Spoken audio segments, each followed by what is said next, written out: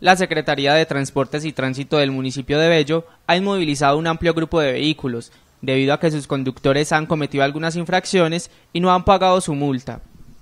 Por esta razón, el secretario de Transportes y Tránsito, Edgar Callejas, invita a la comunidad que tiene inmovilizado su vehículo desde años anteriores y hasta el mes de mayo de este año, para que se acerquen a las oficinas de la Secretaría de Tránsito y pacten un proceso de pago, hasta con el 90% de descuento.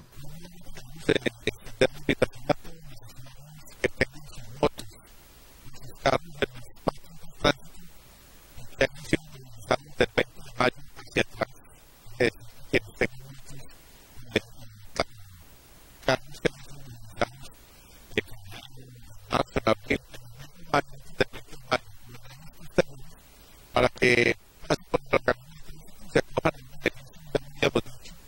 la persona solamente ese vehículo o esa moto. Aquí está para que pueda acceder a este vehículo.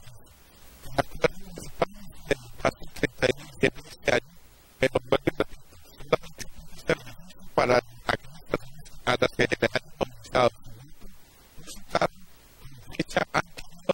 a mayo 2023, aplicación para los años 2012, 2010, a que también.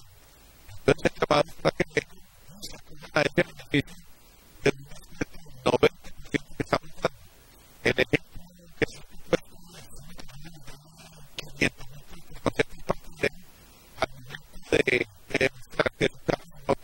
de mayo, desde antes, inmediatamente se aplica es decir, que